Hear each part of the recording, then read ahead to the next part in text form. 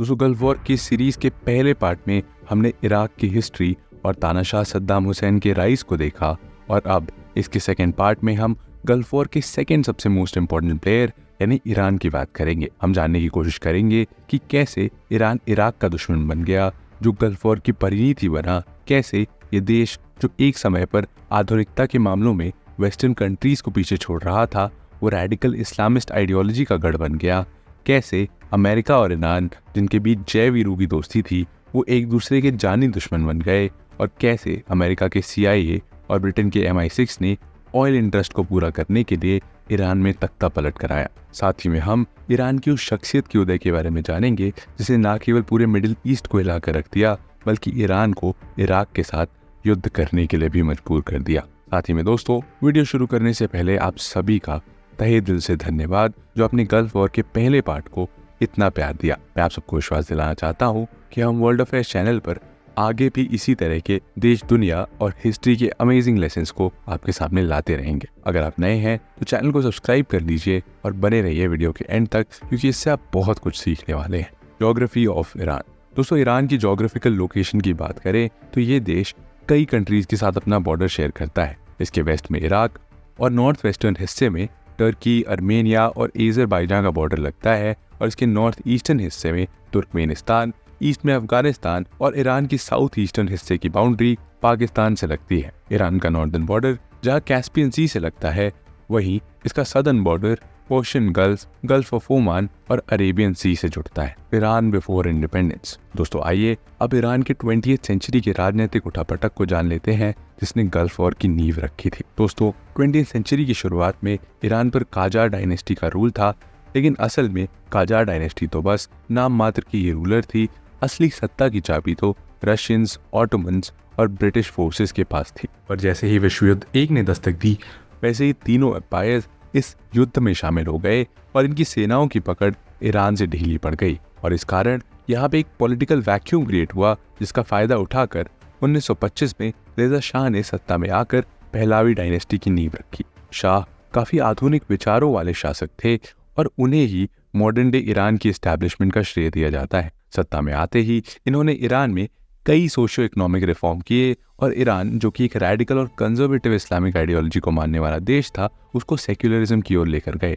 वो रेजा शाह ही थे जिन्होंने ईरान में लॉ एंड ऑर्डर और डिसिप्लिन को मेंटेन किया, और इन्होंने ही मॉडर्न अम्यूनिटीज जैसे schools, trains, buses, radios, cinemas और टेलीफोन्स को ईरान में पॉपुलर किया था। इतना ही नहीं दोस्तों, इन्होंने हिजाब की भी खिलाफत की थी, और कुल मिलाकर रेजा शाह ईरान का आधुनिकीकरण करना चाहते थे। लेकिन शायद वो जितने अच्छे शासक थे उतने अच्छे राजनीतिज्ञ नहीं बन सके। रेजा को उस समय पर होने वाले जियोपॉलिटिक्स की बिल्कुल भी समझ नहीं थी, और जब 1941 में हिटलर की सेनाएं यूरोप में कोहराम मचा रही थी, जर्मन सैनिक सोवियत यूनियन के सिपाहियों के सर धड़ से अलग कर रहे थे, हिटलर को सोवियत यूनियन के साथ चल रहे युद्धों में भारी सफलता मिल रही थी, तब शाह को लगने लगा कि वर्ल्ड वॉर 2 में जर्मनी की जीत होगी, और जीतने पर हिटलर ईरान के बॉर्डर्स की सुरक्षा के लिए अपने फोर्सेस को डिप्लॉय करेगा। इसी उम्मीद के साथ शाह ने ईरान को जर्मनी के खेमे में डाल दिया, और अब जाहिर सी बात थी ब्रिटेन और सोवियत यूनियन का यहाँ पर इनसिक्योर होना। इन दोनों देशों को लगने लगा कि अगर ईरान के ऑयल रिसोर्सेज पर जर्मनी का कब्जा हुआ तो वर्ल्ड वॉर 2 में जर्मनी की जीत को कोई रोक नहीं पाएगा। इसीलिए उन्होंने ईरान से न केवल जर्मन सपोर्ट को वापस लेने को कहा, बल्कि ईरान में मौजूद जर्मन सिपाहियों और रेसिडेंट्स को भी अपने देश से बाहर करने को कहा। और जैसी उम्मीद लगाई जा रही थी वैसा ही हुआ यहाँ पर, और ईरान ने ब्रिटेन और सोवियत यूनियन के प्रस्ताव को ठुकरा दिया, जिसके चलते सोवियत और ब्रिटेन ने मिलकर ईरान पर धावा बोल दिया। इस ऑपरेशन को ऑपरेशन काउंटेनेंस का नाम दिया गया, और इस ऑपरेशन ने ईरान की कमर तोड़कर रख दी। इस ऑपरेशन ने न केवल ईरान के ऑयल रिसोर्सेज और लैंड पर सोवियट्स और ब्रिटिश का कंट्रोल एस्टैब्लिश कर दिया, बल्कि इसने ही रेजा शाह को गद्दी से हटाकर 16 सितंबर 1941 को उसके जवान बेटे मोहम्मद रेजा पहलावी को नया शासक बना दिया। बुरी हार झेलने के बाद नए शासक बने मोहम्मद रेजा पहलावी की बस एक ही इच्छा थी कि कैसे भी ब्रिटिशर्स और रशियंस उसकी लैंड को छोड़कर चले जाएं। इसका समाधान करने के लिए 1943 में तेहरान डिक्लेरेशन लाया गया, जिसमें ईरान को भरोसा दिलाया गया कि अगर वो पूरे वर्ल्ड वॉर 2 के समय न्यूट्रल बना रहेगा तो युद्ध खत्म होने के बाद दोनों देश अपनी सेनाएं ईरान से निकाल लेंगे। लेकिन दोस्तों, यह आपको बता दूं कि ये डिक्लेरेशन सिर्फ एक धोखा था, क्योंकि यहाँ एलाइड फोर्सेस युद्ध के दौरान ईरान की ऑयल सप्लाई को पूरी तरीके से एक्सप्लॉइट करना चाहते थे ताकि इसका फ़ायदा डायरेक्ट तरीके से कहीं जर्मनी को ना मिल जाए। और दोस्तों, ये धोखे का खुलासा तब हुआ जब वॉर ख़त्म होने के बाद सोवियत यूनियन ने ईरान से अपने ट्रूप्स को बाहर निकालने से मना कर दिया और इन दी एंड मई 1946 में ऑयल की खरीद पर काफ़ी सारी छूट लेने के बाद सोवियत ने अपनी सेनाएं ईरान से निकाल ली और ऐसे ही इन दी एंड ईरान एक इंडिपेंडेंट देश बन चुका था। Iran after independence. दोस्तों, ईरान से विदेशी सेनाओं के जाने के बाद ये उम्मीद लगाई जा रही थी कि नौजवान लड़का मोहम्मद रेजा पहलवी ईरान में एक कॉन्स्टिट्यूशनल मोनार्की को इस्टेब्लिश करेगा, यानी ऐसी गवर्नमेंट बॉडी होगी जिसका लीडर कॉन्स्टिट्यूशनली चुन कर आएगा। और ऐसा हुआ भी, लेकिन दुर्भाग्यवश ये बॉडी अच्छे से काम नहीं कर पाई क्योंकि 1947 से लेकर 1951 तक ईरान में 6 प्राइम मिनिस्टर्स आए। लेकिन रुकिए, अब आप यहाँ सोच रहे होंगे कि अगर शासक रेजा पहलवी है तो यहाँ प्राइम मिनिस्टर का क्या काम है। देखिए दोस्तों, इसे आप ऐसे समझ सकते हैं कि रेजा पहलवी ईरान की सबसे ताकतवर शख्सियत थी जिसके पास पूरे ईरान का कंट्रोल था। बट दोस्तों, यहाँ देश के बाकी काम के लिए किसी एक व्यक्ति की जरूरत थी जो गवर्नेंस और एडमिनिस्ट्रेशन को अच्छे से संभाल सके और इसके लिए इलेक्शन के थ्रू प्राइम मिनिस्टर चुना जाता था, लेकिन उस पर भी ओवरऑल अथॉरिटी रेजा की ही होती थी। अब 6 सालों में इतने प्राइम मिनिस्टर आने के बाद 1951 में यहान मोहम्मद मोसादेक प्राइम मिनिस्टर बनकर आए और मोसादेक ने आते ही ईरान की काया पलट करनी शुरू कर दी। उन्होंने ईरान के रिसोर्सेज का नेशनलाइजेशन यानी राष्ट्रीयकरण करना शुरू कर दिया और इसके पीछे की वजह थी कि भले ही ईरान आज़ाद हो चुका था, लेकिन उसके तेल के रिसोर्सेज पर अब भी ब्रिटिश और अमेरिकन कंपनीज का कंट्रोल था। मोसादेक को लगता था कि ईरान जितना समृद्ध होना चाहिए उतना है नहीं, इसीलिए उन्होंने रेजा के खिलाफ जाकर, जिन्हें ब्रिटेन और अमेरिका का समर्थन हासिल था, ऑयल रिसोर्सेज का राष्ट्रीयकरण कर दिया। इससे ईरान के ऑयल पर ईरानी गवर्नमेंट का कंट्रोल आ गया जो पहले ब्रिटेन और अमेरिकन कंपनीज के पास था। और हमेशा की तरह जैसा उम्मीद लगाई जा रही थी वैसा ही हुआ और अमेरिका और ब्रिटेन चिढ़ गए। अमेरिका को लगा कि अगर ऐसे ही चलता रहा तो कहीं आगे चलकर ईरान सोवियत खेमे में ना चला जाए, जो कि अमेरिका किसी भी हालत में नहीं चाहता था। इसीलिए इस पूरे नेशनलाइजेशन का अंजाम ये हुआ कि ब्रिटेन की MI6 और अमेरिका की CIA जैसी खुफिया एजेंसीज ने मिलकर 1953 में मोसादेक के खिलाफ एक तख्ता पलट ऑर्गेनाइज करवाया जिसे ऑपरेशन अजेकस का नाम दिया गया। और इसमें मोसादेक के खिलाफ जन आक्रोश खड़ा करने के साथ साथ इसके खिलाफ ईरान के लोगों में प्रोपेगेंडा चलाया गया और इन दी एंड मोसादेक से कुर्सी छीन ली गई। और दोस्तों, जैसा मैंने आपसे कहा था कि 21st सेंचुरी में ऐसा कोई सा फसाद नहीं था जिसमें ब्रिटेन या फिर अमेरिका का हाथ ना हो। इराक में भी यही सिचुएशन थी और ईरान में भी यही हुआ। लेकिन यहाँ कहीं ना कहीं लोगों के दिल में मोसादेक बस चुका था और उसका एंटी वेस्ट रवैया लोगों को बहुत पसंद आ रहा था। इसीलिए जब उसको सत्ता से बेदखल किया गया तो लोगों ने प्रोटेस्ट कर फिर से मोसादेक की बहाली को सुनिश्चित कराया। लेकिन मोसादेक ने फिर से प्राइम मिनिस्टर बनने के बाद गलती ये कर दी कि उसने अब सीधा रेजा पहलवी के खिलाफ ही तख्ता पलट करने की कोशिश की, जो असफल रही, जिसकी वजह से मोसादेक को ताउम्र हाउस अरेस्ट में रहना पड़ा। शाह रेजा पहलवी। मोसादेक को प्राइम मिनिस्टर के पद से हटाए जाने के बाद रेजा पहलवी ने ईरान का पूरा कंट्रोल अपने हाथ में ले लिया और अब प्राइम मिनिस्टर की पावर सिर्फ नाम मात्र की थी। एक्टिव गवर्नेंस में रेजा का रोल पहले के मुकाबले ज्यादा एक्टिव हो गया और ईरान में अब ज्यादा ऑटोक्रेसी थी। और क्योंकि हमेशा से ही पहलवी डायनेस्टी, वो चाहे मोहम्मद रेजा पहलवी हो या उनके पिता रेजा शाह, हमेशा से वेस्टर्न खेमे के पक्षधर थे, इसीलिए पूरा कंट्रोल रेजा पहलवी के हाथों में आने के बाद ईरान में अमेरिकी हस्तक्षेप काफी बढ़ गया। उसने वेस्ट के साथ कई पैक्ट साइन किए, जिसमें सबसे इम्पोर्टेंट पैक्ट ऑयल से जुड़ा हुआ था और इस पैक्ट में ईरान के ऑयल पर अब वेस्ट की कंपनीज का कंट्रोल था और ईरान अब ऑयल से होने वाले प्रॉफिट का सिर्फ 50% ही अपने पास रख सकता था एंड इवन ईरानी एडमिनिस्ट्रेशन को ऑयल के ऑडिट करने का भी हक नहीं था।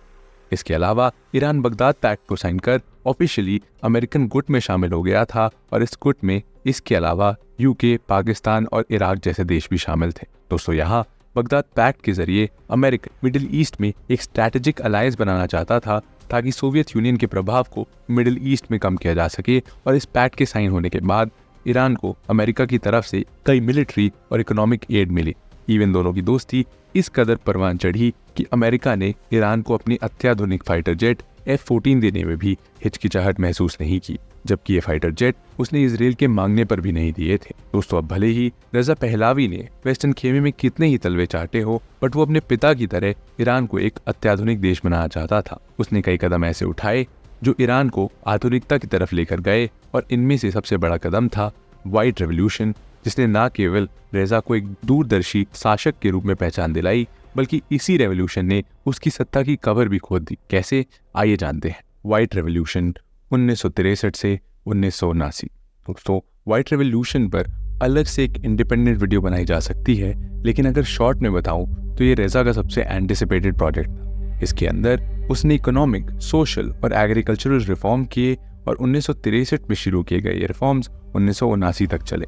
इसमें सबसे पहले अगर एग्रीकल्चरल रिफॉर्म्स की बात करें तो यहाँ गवर्नमेंट बड़े बड़े लैंडलॉर्ड से ज़मीन खरीद कर उसे किसानों को मार्केट रेट से 30% की कमी पर बेच देती थी। इसके साथ ही गवर्नमेंट ने प्राइवेटाइजेशन का मास प्रोग्राम भी चलाया, जिसमें लगभग सभी गवर्नमेंट सेक्टर वाली कंपनीज को प्राइवेट कर दिया गया, और रेजा का कहना था कि गवर्नमेंट का काम सिर्फ योजनाएं बनाना और लागू करना है, ना कि बिजनेस संभालना। रेजा एक एनवायरमेंटलिस्ट भी थे, और इसी दौरान उन्होंने ईरान के 26 रीजन में 9 बिलियन से ज्यादा पेड़ लगवाए। इसके साथ ही उन्होंने शहरों के आसपास नेशनल हाईवेज के किनारे पर लगभग 70,000 एकड़ में ग्रीन बेल्ट का निर्माण कराया, और यही नहीं बल्कि वर्कर्स को ध्यान में रखते हुए इंडस्ट्री को साफ साफ आदेश दे दिए गए कि वे अपने प्रॉफिट का 20% हिस्सा अपने वर्कर्स में बांटा करेंगे। इसके अलावा महिला अधिकारों की बात की गई, उन्हें बुर्खे से पूरी आजादी दे दी गई, साथ ही उन्हें वोट का अधिकार भी दिया गया, और महिलाओं में लिटरेसी रेट बढ़ाए जाने के लिए कई स्कूल योजनाएं भी शुरू की गई।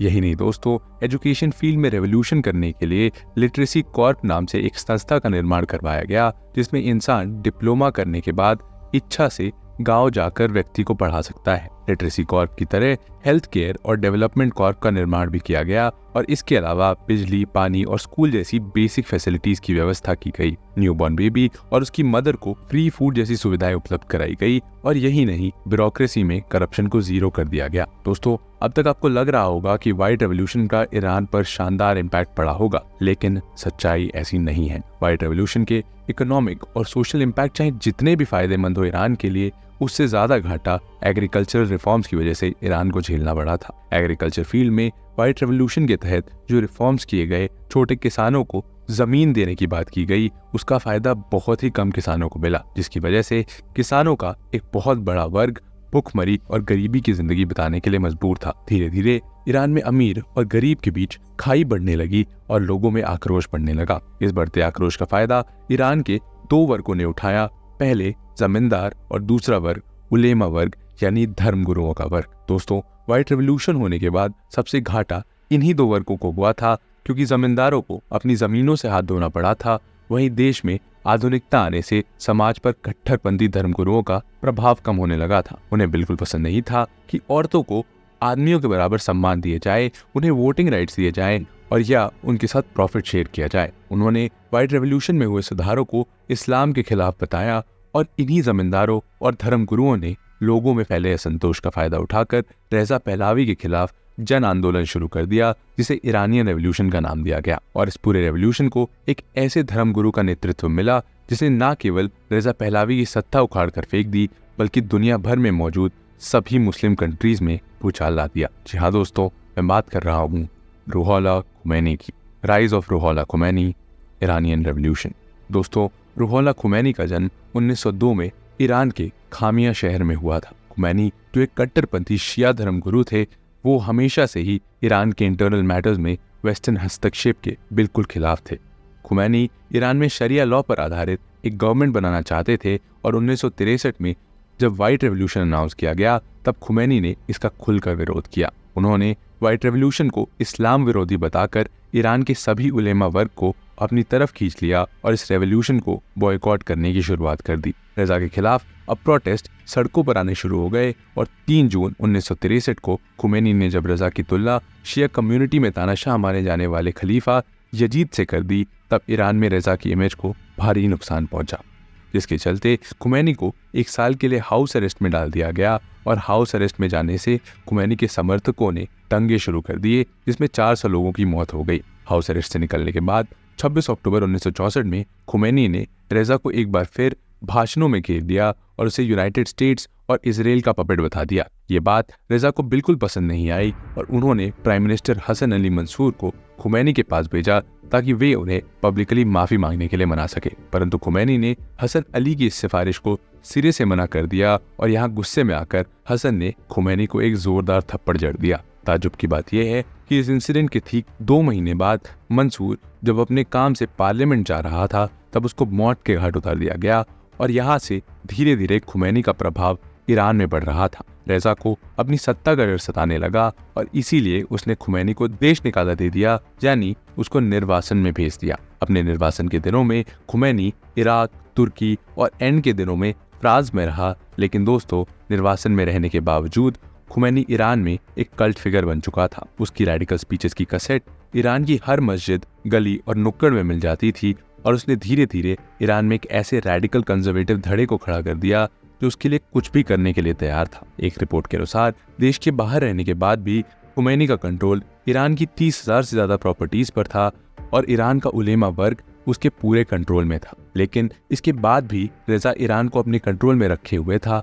वजह थी American backed internal security service सेवक, जो कि बहुत ही वायलेंटली विद्रोह को कुचल दिया करती थी। 1975 आते आते शाह ने अपने खिलाफ हो रहे विद्रोह को कुचलने के लिए न केवल प्रोटेस्ट पर बैन लगाया बल्कि ऑपोजिशन पार्टी पर भी बैन लगा दिया और सभी लीडर्स को जेल में ठूसा गया। इसके साथ साथ सेंसरशिप भी लगा दी गई और इससे लोगों में आक्रोश और बढ़ने लगा। उनका गुस्सा 6 जनवरी 1978 को तब फूटा जब गवर्नमेंट ने खुमैनी के खिलाफ एक आर्टिकल लिखा जिससे प्रोटेस्ट भड़क उठा, लेकिन एक बार फिर निर्ममता पूर्वक विद्रोह को कुचल दिया गया। इस कार्रवाई में सैकड़ों लोग मारे गए और यहाँ अमेरिका ने फिर इंटरफेयर किया और उसके इंटरफेयर करने के बाद सितंबर 1978 में ईरान में मार्शल लॉ लगा दिया गया। आखिरी चोट रेजा की सत्ता पर दिसंबर 1978 में मुहर्रम के दिन लगी। ईरान जो एक शिया बहुल देश है, यहाँ मुहर्रम साल का सबसे मेन इवेंट होता है। इसीलिए इस दिन जब लोग मुहर्रम के जुलूस के लिए बाहर निकले तब एक मास प्रोटेस्ट शुरू हो गया जो हफ्तों तक चला। अब रेजा की पकड़ इन प्रोटेस्ट पर कमजोर हो गई और जब वो 16 जनवरी 1979 को अमेरिका अपने कैंसर के इलाज के लिए गया तब लोगों को लगा कि रजा देश छोड़कर भाग गया है और अमेरिका का पपेट है। उनका ये शक कहीं ना कहीं सही भी निकला और रेजा के ईरान छोड़ते ही 2 हफ्ते बाद 1 फरवरी 1979 को रुहोल्लाह खुमैनी वापस अपने वतन लगभग 14 साल बाद आया, जहां उसका इंतजार एयरपोर्ट पर लगभग 5 लाख से ज्यादा लोग कर रहे थे। Back to homeland. ईरान में आते ही खुमैनी ने अपने प्रतिद्वंदियों को समाप्त कर दिया और अप्रैल में रेफरेंडम कराकर ईरान को एक इस्लामिक गणतंत्र में तब्दील कर दिया और इसे इस्लामिक रिपब्लिक ऑफ ईरान का नाम दिया गया। दोस्तों, वैसे तो ये भी कहा जाता है कि ईरान की जनता कभी रेडिकल आइडियोलॉजी पर बेस्ड इस्लामी राज्य नहीं चाहती थी। वे बस यहाँ सुख, शांति और सभी को रोजगार मिले, ईरान फले फूले, ये चाहती थी। बट यहाँ खुमैनी ने मौके का फायदा उठाकर ईरान के लोगों पर अपनी आइडियोलॉजी थोप दी। इसकी वजह से ईरान तब से लेकर आज तक दुनिया का सबसे रेडिकल आइडियोलॉजी वाला देश बना हुआ है। दोस्तों, यहाँ पर एक इंटरेस्टिंग फैक्ट ये भी बता दूं कि जब अमेरिकन गवर्नमेंट की सीक्रेट फाइल्स को डीक्लासिफाई किया गया था तब पता चला था कि अमेरिका खुद रजा को सत्ता से हटाना चाहता था, क्योंकि उन्हें मालूम चला था कि मिलिट्री रजा का तख्ता पलटकर अपना शासन लाना चाहती है और अगर ऐसा होता है तो कहीं ना कहीं अमेरिका के ऑयल इंटरेस्ट पर सवालिया निशान खड़े हो जाते, जो कि अमेरिका बिल्कुल नहीं चाहता था। इसीलिए उसने खुमैनी को सत्ता में आने के लिए उसका सपोर्ट करने का प्रस्ताव दिया था, लेकिन क्योंकि खुमैनी का पूरा करियर ही एंटी अमेरिकन या एंटी वेस्ट थीम से बना था, इसलिए उसने अमेरिका से किसी भी प्रकार की हेल्प लेने से मना कर दिया, जिसका असर ये रहा कि जय वीरू रहने वाले अमेरिका और ईरान खुमैनी की सत्ता में आते ही एक दूसरे के कट्टर दुश्मन बन गए और यही सिलसिला आज भी जारी है। इसके अलावा दुश्मनी के पीछे एक ये भी रीजन है कि जब ईरान के आतंकवादी संगठनों ने 4 नवंबर 1979 में यूएस एम्बेसी के 52 कर्मचारियों को हॉस्टेज बना लिया था, जिसकी वजह से अमेरिका को अपने कर्मचारियों को छुड़वाने के लिए ऑपरेशन ईगल क्लॉ चलाना पड़ा था। लेकिन यह ऑपरेशन असफल रहा और कर्मचारियों को लगभग 400 दिन तक ईरान में कैदी बनकर रहना पड़ा था। कंक्लूजन। दोस्तों, खुमैनी के सत्ता में आने के बाद ही मिडिल ईस्ट में एक ऐसे टाइम बॉम्ब का बटन दब चुका था जो कभी भी फट सकता था। क्यों?